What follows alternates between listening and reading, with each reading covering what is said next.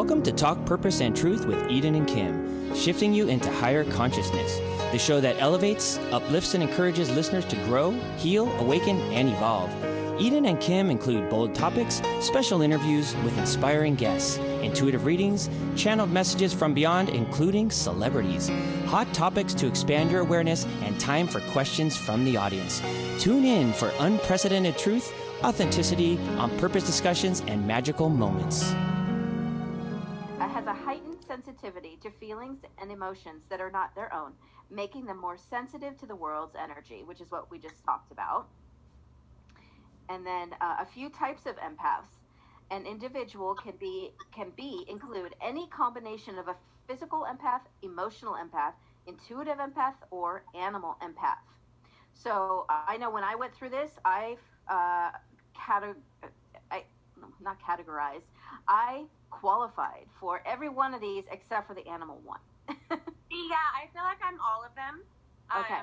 A really huge example of an animal empath would be our previous guest. If you go back to episodes about 10 months ago, we had Sally Jenkins on, and she's an animal communication expert, and she's definitely an animal empath.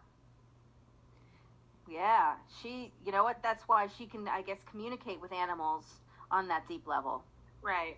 Wow. Okay. All right. So here we go. A physical empath picks up on the physical pain of others, are natural healers, and sense blocks in others.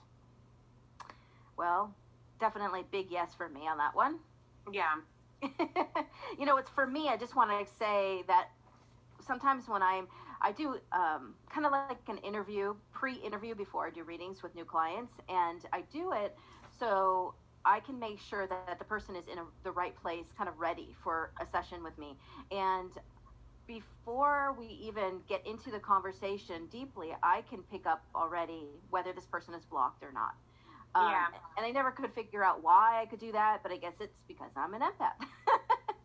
So it's just so helpful. It's a great tool to have if you know how to use it.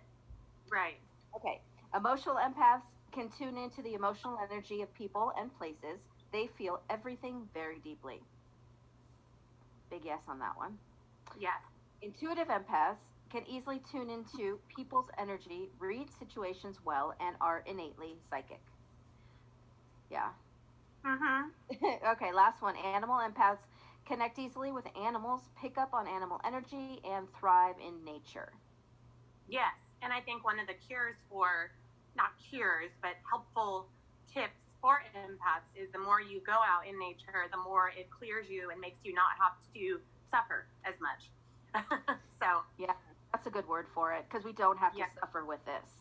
Yeah, right. We can figure out how to manage it, have a good balance with it, and then that can go into a whole other hour-long conversation, which maybe we'll do another time. Right. Right. Okay. These are really good. Yeah. Okay. All right. So that covers it. Wait, there's more. Oh, wait. Okay. What were you going to say, though? Oh, I just think that this is important for what we're going to cover. A lot of you, if you're not driving, maybe get out a piece of paper so you can write down which ones would help you. But I think what we're going to cover is going to not only help empaths, but just help people right now. Yeah. Because I'm finding that people right now during the pandemic, especially, let alone just in normal life, are just feeling like, okay, I realize how valuable life is, and I realize that I do need to say no to more things, and I do need to be more true to my heart. And not only empaths, but just anyone, I think, wants to feel happier. Mm-hmm. And so a lot of what we're going to talk about today is just helping you to be happier, Yeah, so true. Okay, so let me just read this last list of 7 quickly. For the empaths, and then everybody else, I hope you join in also, because like Kim said, I think it's going to be helpful for every person, every human of mankind. Okay, so the general signs that you may be an empath. Here we go. You feel others' emotions. You're affected by the energy around you. You are easily drained by negativity. Big time on that one. Your intuition is very accurate. You pick up on lies. Do you ever do that? I have all of these. Uh-huh. Yeah. Uh-huh. You can intensely feel others' pain, and you can sense the vibe of a room. Yep. All of them. Yeah.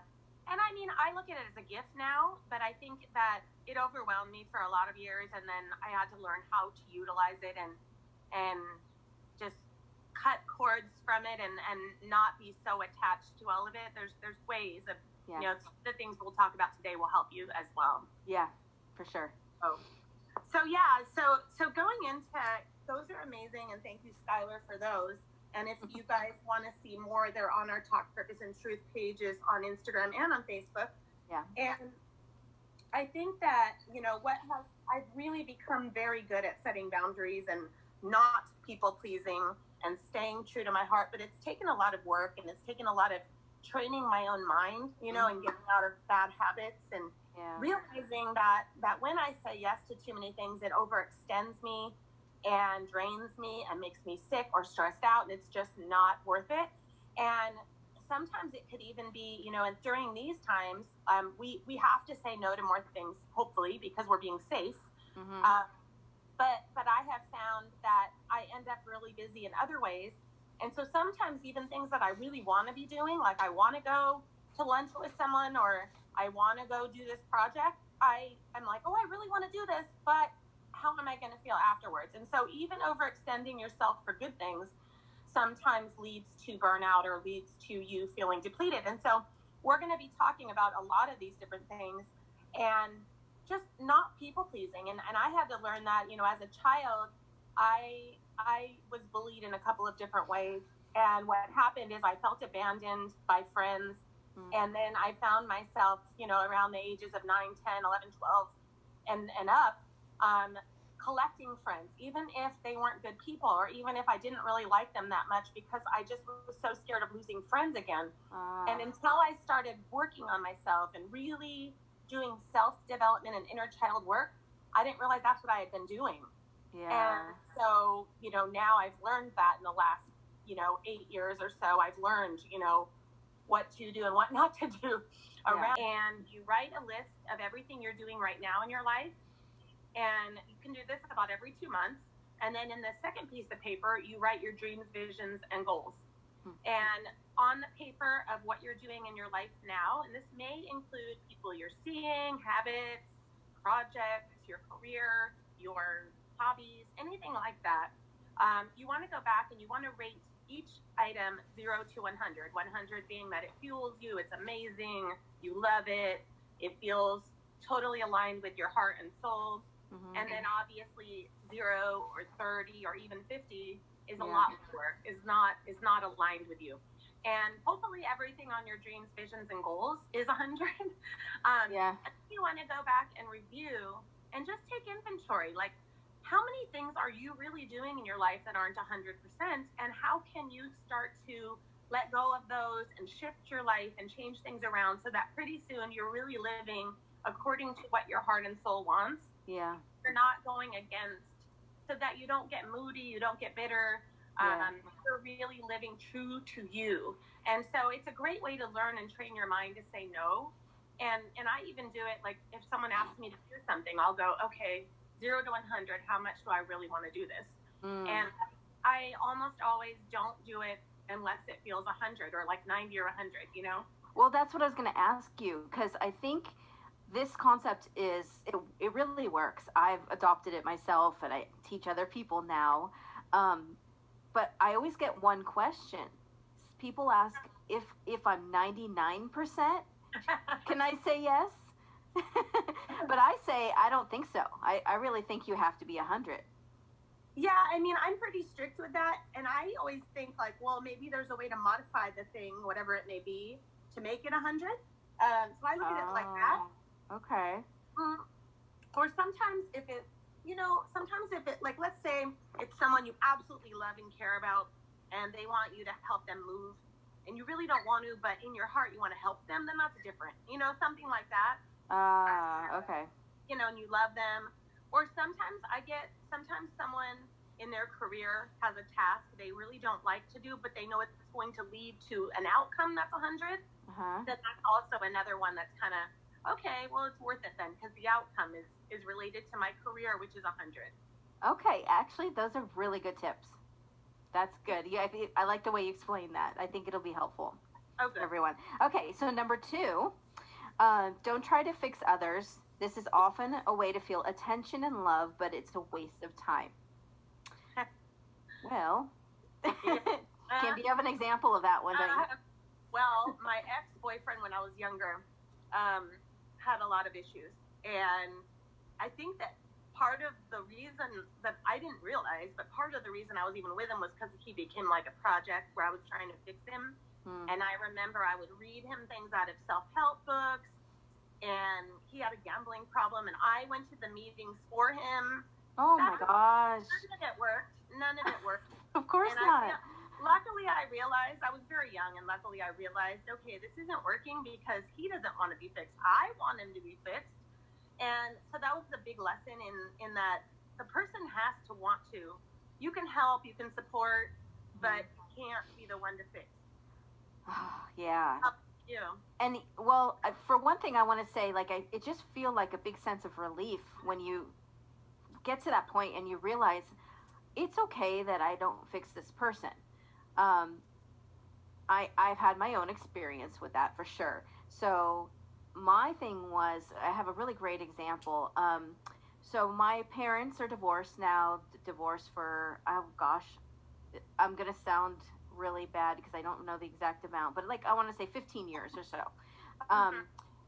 When they first split up, I'm sharing this because it is personal, but I think it's going to help a lot of people. Right.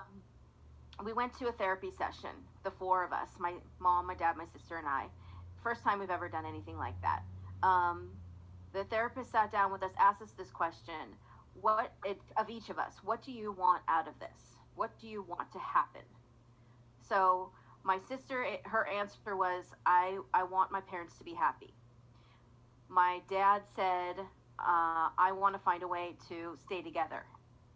My mom said, I want to be happy and leave. And I said, I want to find a way to make them, to fix this so they could stay together. And then I remember feeling shocked by my sister's answer because I was pissed. I was like, what? How could she say she wants them to be happy when that means happiness equals they're not going to be together anymore? Yeah. And you know, to me that's not important because all I wanted was, if as long as they could stay together, then I'm okay. Wow. So it took me a long time to get to the point where I realized that their happiness is very important and that I didn't need them to stay together. My dad didn't need them to stay together in order to be truly happy. Our definition of happy was just a family being together, but nobody was happy in it. Use your intuition when making decisions. What does your gut tell you? We're going to expand on that. What is your gut? Right. So we just, using your intuition, a lot of our episodes, if you go back and listen, a lot of them talk about that, and a lot of them give you tips and tools on that. But I always say, if people feel they don't have an intuition or they don't know how to use it, just imagine that where your heart is, you have a scale, and start to notice when something feels like a low, heavy energy, or just light and flowing. And that's going to help you know if something's the right decision or the not right decision. Yeah, because you always have the answers within, and a lot of times people think they need someone else to tell them what to do, or they just don't believe in themselves, trust their own intuition. So it takes practice, for one thing. Exactly. So yeah, one thing that I can use as an example is there was a time I was at a gathering, and someone was there that I got introduced to, and even as I was walking towards the person, I felt something was off, like kind of like a negative vibe. And it's not coming from a judgmental place, because as empaths, we're not being judgmental. We are just really knowing, we feel the room, right? That's what we said earlier. And we can feel people's vibes. And I felt something was just really like, maybe like she was an energy sucker kind of thing. So, but I didn't want to upset anyone, so I just had a conversation with her, and I thought it would be, oh, I'll take it for a few minutes. I'll just, be nice. But then it went on for a long time, the conversation, and midway through, I felt sick. Like, I literally thought I was going to pass out. I felt nauseous, and I stayed in the conversation, but I'm like, hey, I feel like sitting down. Let's go sit down, so that I could not pass out. But I didn't. At the time, I didn't put it together that it was her energy that I was taking on that was causing me to feel that way. So I just stayed in it, but I paid for it. The next day, I didn't feel good. I mean, it's a whole thing. So I should have listened to my intuition in that moment and just said, nice to meet you, walk away. Yeah, and you have to sometimes dare risk to upset someone, but yeah. I've done that before where I've had to walk away and I'll just be like, oh, I have to be somewhere. Yeah. Or whatever, like just because, I can't take it anymore. Yeah. Well, now when I see her, which is not often, once in a while I'll see her somewhere at a gathering, and I will dodge her. Yeah. It's not nice, but I will nicely dodge her. Right. We have to sometimes. So, yeah. Okay, number 5. I like this one. Just say I'm maxed out, and this may be the truth. This is a way of saying you have way too much going on, and you're taking care of yourself and conserving emotional and physical energy. And like I said earlier, sometimes this is even with positive things. I sometimes will go, oh my gosh, I really want to go to that event, or I really want to see that person. I really want to, but I'm doing this and this and this with my kids, and this many hours of work and stuff around the house, and I know that I'll be overextended. And so sometimes even that I have to say no, but especially the things that you really know you don't want to do, you can just say, I have too much going on. Let's check back in 2 months or 6 weeks. Or I know authors will say, oh, I'm working on my book for the next 3 months, so I really am not seeing anybody, or whatever, whatever you need to do to set your boundaries. Yeah, definitely. Those boundaries are important. And also with yourself, just want to throw this in. Even little things like if you feel tired in the middle of the day and you really could use a little cat nap, let yourself do it. Because I think that I think we try to just be so productive and on the go all the time, get things done and make sure everything gets done in one day. But it's okay to put things aside when we're not feeling well or we're tired. Things like that. We have to listen to our bodies too. Exactly. Okay. All right. Next one. Get help or support from a coach or mental health professional, or even a friend who cheers you on. Right. And that's I think that is an example of if you work on confidence building, because confidence can definitely be learned. You have a friend you regularly talk to get their feedback or give them feedback. And then I know you do that type of work, even with your inner child healing work. Yes. It's something that is so important. A lot of times what we have going on in our adult life is connected to things that have happened in our past and in our childhood. And some people don't put those two together, but it always goes together. And if you can go back and heal the inner child, and I think it's about self-worth. When we have a hard time saying no now in our adult life, it might have some connection to our past, where maybe something happened in our childhood where we didn't feel like we were good enough or worthy. We didn't know how to express ourselves or use our voice. We weren't taught those things. So if we go back and we heal those areas of our life, it will help to make us more confident, more able to accept our own authentic selves, and then we'll be able to feel more empowered to say no now. For more information on Eden, go to EdenSustin.com. For more information on Kim, go to KimLifeCoach.com. Make sure to follow them on Instagram, Twitter, and Facebook at Talk Purpose and Truth Podcast. If you loved this episode, you'll love every episode. So be sure to subscribe so you don't miss anything. Thank you for listening.